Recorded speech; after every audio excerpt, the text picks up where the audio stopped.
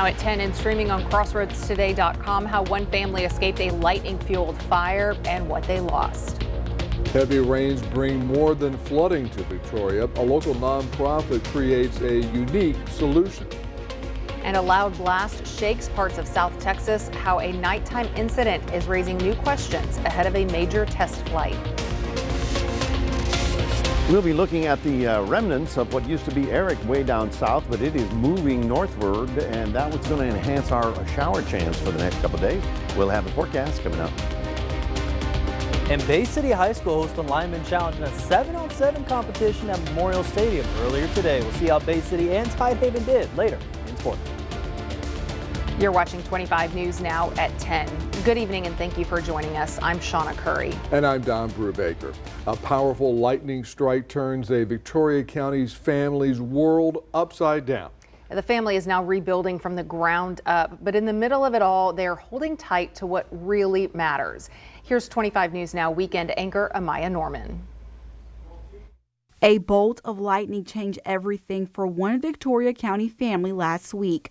The strike hit during a quick storm, just 30 minutes long, but it was enough to spark a fire that tore through their home on Dove Drive. And they were in the living room, and there was a little 30-minute, 40-minute storm, and I guess it struck the back of our house. And in just moments, their home was declared lost. But now they're starting over with a little more than hope. They ran out and yelled help, and they came over and helped get the boys all the way out of the house. Raina says she was at work while 3 of her 5 children stayed home that day. One of the youngest ran back into the burning home to rescue his older brother, who's unable to walk. I went back in to get my brother Jordan. Then the AC guy, he came and helped get Jordan out of the house. Everyone made it out safely, but one of their 3 dogs didn't survive. Insurance is definitely helping with a lot of stuff, but you never really know what all you need until you don't have it. So we've had a lot of support from the community. This family may have lost their home, but they didn't lose each other. And now, as they work to rebuild, they're holding on to what matters most and leaning on the kindness of the community to help them start again. Amaya Norman, KAVU TV, 25 News Now. A deadly crash shuts down part of Highway 59 near Hillgee this morning after a train and a cement truck collided. This happened just after 10 o'clock this morning. Texas DPS says the driver of the cement truck was ejected and did not survive. Northbound traffic on Highway 59 was down to 1 lane, and hazmat crews from Fort Bend County came in to help as investigators worked to figure out what led to the crash. Bowling ISD's board president Jerry Svatek has officially resigned. This comes after his arrest earlier this week on a felony charge of possessing child pornography involving a victim under 10. Homeland Security led the investigation with help from DPS, the Texas Rangers, and the Wharton County Sheriff's Office. The district says the board will decide how to fill the vacancy at an upcoming meeting. Rockport police are investigating after a man's body was recovered from Rockport Harbor this afternoon. Police say they got a call about someone in the water just after 1 this afternoon. Early details suggest the man had been fishing from a pier before the incident, but it's still unclear how he ended up in the water. The man's identity is not being released at this time while authorities notify his family. The Bloomington City Council holds its first official meeting since incorporating on June 7th. On the agenda was electing Mayor Pro Tem and setting the next meeting date. Council member Sarah Stint will serve as Mayor Pro Tem to fill in for Mayor Bernadette Walker in her absence. Stint says the incorporation is a huge step for Bloomington and that this could bring the city together. It's kind of a big weight on me to step up, but I'm ready for it. Next scheduled Bloomington City Council meeting is July 25th at 7 p.m. The plan is to tackle issues such as city ordinances, raising money for the city, and discussion with the Drainage Board. Hurricane Eric slammed into Mexico as a dangerous Category 3 storm this morning, unleashing powerful winds at the coast while spreading heavy rain over the region. Winds of 125 miles an hour were roaring around its center at landfall. The storm came ashore about 100 miles east of Acapulco, the city devastated by Hurricane Otis in October 2023. Eric is the first major hurricane, Category 3 or greater, on record to hit Mexico before July. Yeah, and that could be coming across Mexico and impacting us or other areas along the Gulf. Mac would know best, and if it does come this way, when should we start feeling some of the remnants? I think as soon as tomorrow, and you can see right about here, as the storm falls apart down on the coast of Mexico, you can see how that high level moisture is drifting northbound. This is only going to enhance our rain chances tomorrow. I mean, it's not going to be a huge downpour, but we did see some stormy weather down along the Rio Grande Valley. We're going to see pop-up showers and a couple of heavy downpours as we get into the weekend. It'll last maybe 2-3 days, and then we'll take a look at your 7-day coming up in just a moment. Back to you.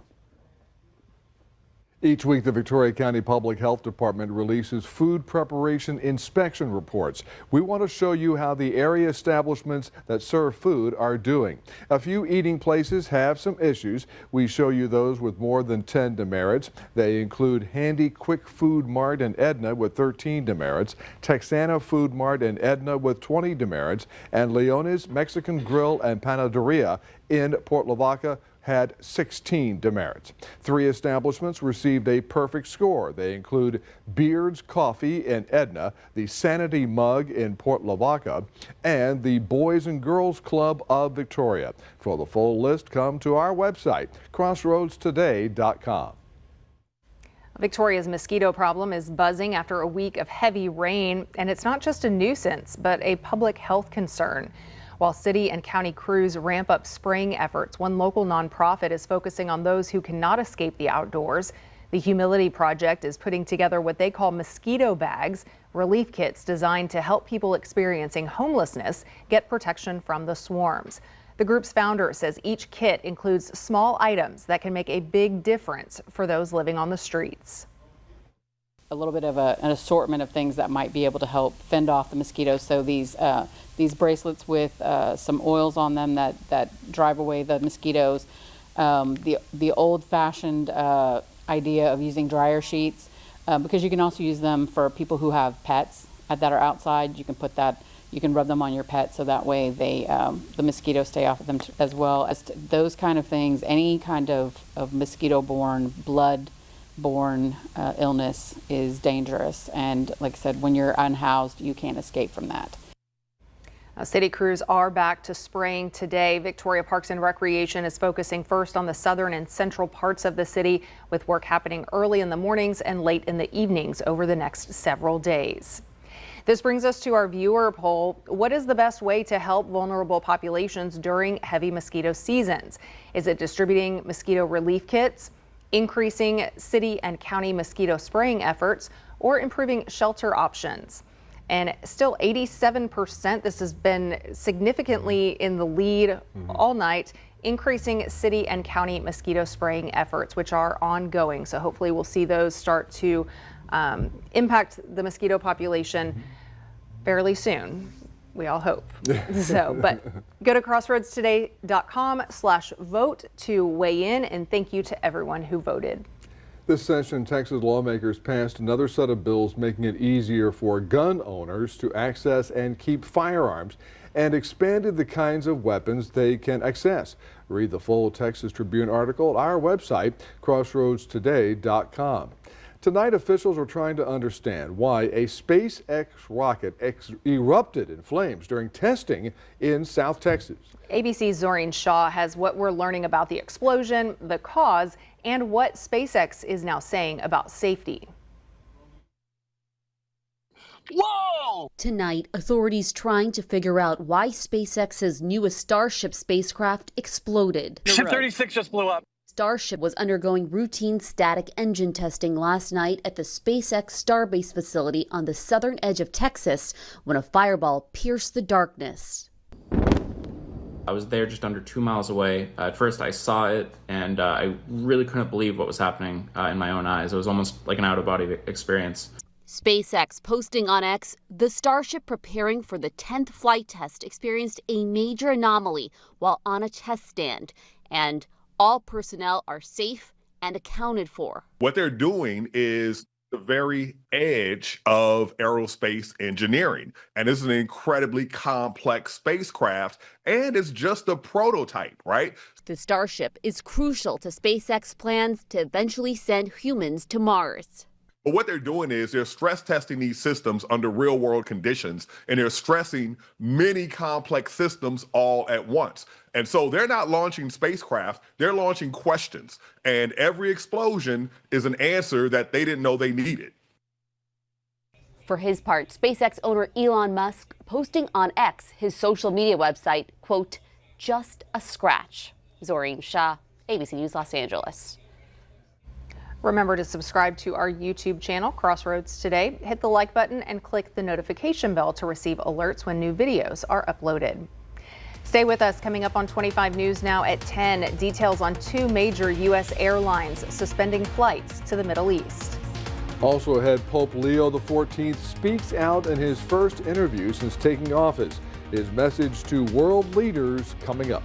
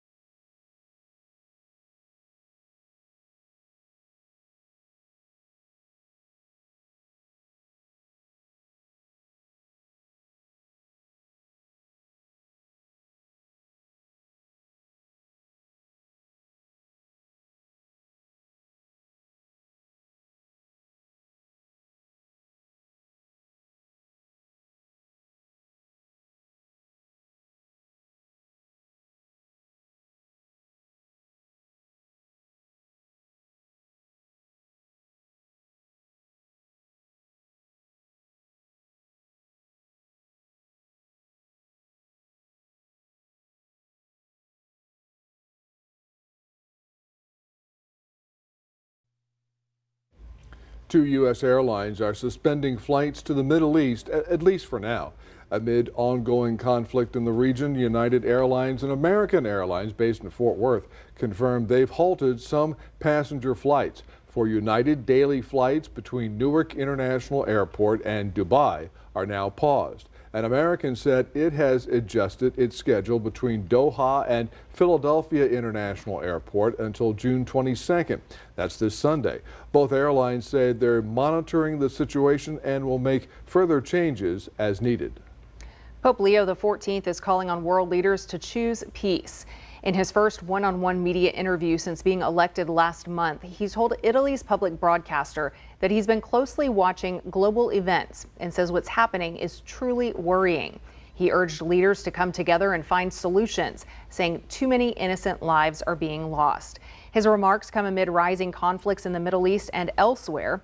Also on Thursday, President Trump said that he would allow 2 weeks for diplomacy before deciding whether to launch a U.S. strike in Iran.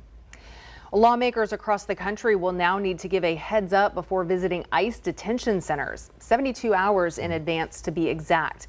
It's part of a new guidance from the Department of Homeland Security after a string of tense run-ins between elected officials and federal agents. As Maribel Gonzalez reports, this directive is now adding fuel to the political tension in the White House's immigration crackdown. Protesters gather outside Dodger Stadium in Los Angeles Thursday following conflicting statements over the presence of Immigration and Customs Enforcement agents. The baseball team says it denied federal agents permission to their lots, while the Department of Homeland Security says U.S. Customs and Border Patrol vehicles were parked nearby briefly, unrelated to any operation or enforcement. While tensions due to recent immigration raids rise in L.A., some U.S. lawmakers are also going head-to-head with federal agents. Last week, Democratic Senator from California Alex Padilla was forcibly removed from a press conference after attempting to ask Homeland Security Secretary Kristi Noem a question. If a United States senator becomes too afraid to speak up, how can we expect any other American to do the same? And in New Jersey, Democratic Representative LaMonica McIver was indicted last week for allegedly impeding and interfering with immigration officers outside a detention center. McIver's attorneys say they will be challenging these charges in court. DHS is now issuing new guidance asking members of Congress to provide 72 hours notice before visiting detention centers. The top Democrat on the Homeland Security Committee called the move a, quote, affront to the Constitution and federal law. In its new memo, DHS says the department will make every effort to comply with the law and accommodate members. I'm Maribel Gonzalez reporting. Under the Annual Appropriations Act, lawmakers are allowed to enter any DHS facilities to inspect them and are not required to provide notice. The agency points out in its memo that ICE field offices are not detention facilities, so they say their new rule does not apply to them. Well, good evening, everybody. We're looking at 82 degrees. So here we are, 10 o'clock at night, it's still 82. Feels like 91 with the humidity. We managed to get up to 93. That was our high for today, which is right at the average. Now, with the storm falling apart down in the Pacific coast, will it affect us? I think it will. We'll talk about it after this.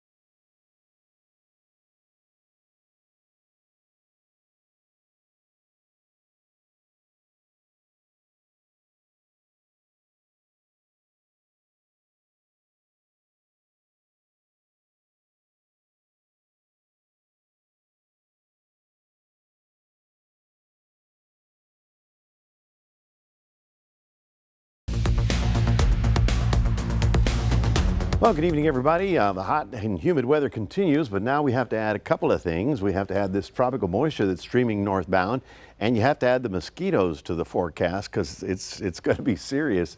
We had a few little pop-up showers today. You can see them right about there. I just believe that with all this moisture streaming northbound into our region, we're going to have more fuel for additional showers. I don't think it's going to be a huge washout, but you're going to see a couple more showers popping around today. In fact, while we're sitting here waiting for this, they had some pretty heavy thunder showers from Laredo all the way down to Brownsville today. And if you go even wider, you can see this big cluster of thunderstorms right off the north coast of Mexico. That's also drifting northbound. So you just have to kind of extend that out. Now, all this moisture that you see right here are the remnants of what used to be Eric. So we're going to be talking about that, but we're also going to be you're going to be talking about this, I assure you. I was out earlier today, a little walk around, and the mosquitoes had cowboy hats on. It was amazing. And so it's going to be very high for the next few days. So if you're going to be outdoors, wear the long sleeves, wear a hat, cover yourself up as much as possible because they're going to be swarming all over the place. On May the 20th, we were seeing the drought that was in the hill country that was affecting the lakes and our rivers as well. Well, that's May, and now a month later, we see a little bit of an improvement here because of the 2-3 weeks of stormy weather that came through. It's not over with just yet, but this is, shall we say, looking a little bit better. And with additional showers, well, maybe we'll get it back. We're going to be quite oppressive and very humid. About 105 for tomorrow as a heat index. By the time we get to early next week, that should drop a little bit because we're looking for more cloud cover. Tonight, we'll be very mild. 76 degrees is a low temperature. That's not exactly cool. Looking for 93 tomorrow, 92 in Refugio, 93 in Hallettsville, and 95 out west. This is some of the video from Huatulco, Mexico, when the storm was coming ashore last night. 125-mile-an-hour winds causing all kinds of problems. But, when the storm hits the west coast of Mexico, it runs into a lot of mountains, and so it fell apart pretty quickly today. As a matter of fact, we'll see there's the storm center, there it comes ashore, there's the center out over land, and you can see the remnants of it sort of drifting over. Now, it did not hit Acapulco directly, but they still got rain and wind and, some soggy weather out of that. Now, you look at the big picture and you can see how all that moisture is now spreading all over not only the Gulf, but also the Pacific as well. So places like the desert Southwest, places like northern Mexico, West Texas are going to be seeing a lot of that moisture stream northbound. Here's Future Tracker. We start on Thursday. We go quiet at night, and again on Friday, what do you see? A shower or two. And then we go to Saturday, and what do you see? Another shower or two. So basically, it's just enhancing our rain chances over the next couple of days. Tomorrow in Port Lavaca, a pretty good day, but look for afternoon showers. Most of them will be inland, not at the immediate coastline, getting up to about 89. Cuero, I think you'll see a few scattered showers around the area. Otherwise, partly cloudy, 91 is your high temperature. And as you can see right here, kind of the same forecast for afternoon showers rolling in on Saturday and Sunday. Now, at this point in time, the computer models are telling us that a big, deep Pacific Gulf flow is going to roll in Tuesday, Wednesday, and Thursday, increasing our rain chance again. Again, this is not the severe weather that came in from West Texas last week, but it'll be slow-moving downpours, and hopefully we'll get the right rain in the right place. That's your 7-day forecast, reminding everybody we do have a QR code. Love for you to scan that. Put Crossroads Today on your cell phone. Aztec Ford in Goliad is giving away a free generator to help you keep your lights on when it matters most in the storm. It's a quick, easy way to enter. Go to crossroadstoday.com, click the menu, hit entertainment, and then contest. And when you see the graphic of Power Save, you can fill in your name and address and be Storm Ready Power Giveaway. That's the logo that you're looking for. That's it from weather. We'll toss it over to Maxwell with some sports. That's right, Max. Specifically there, we got our Athlete of the Week there because it is Thursday, so we're going to find out who our Athlete of the Week will be coming up in sports.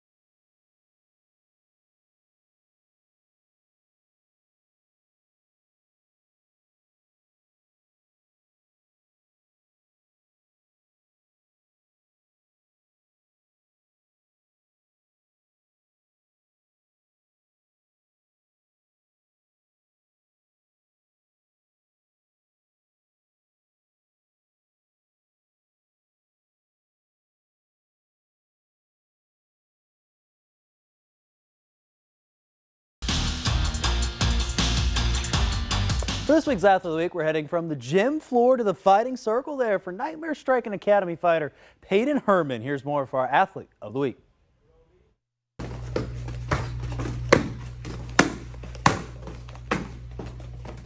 For this week's Athlete of the Week, we're handing it to Muay Thai fighter Peyton Herman. She competes for Nightmare Striking Academy there, and they competed in a Muay Thai fighting event that was organized by the International Fighting Federation at Victoria College this past Saturday. This event showcased the first of these kind fighters that are here in Victoria.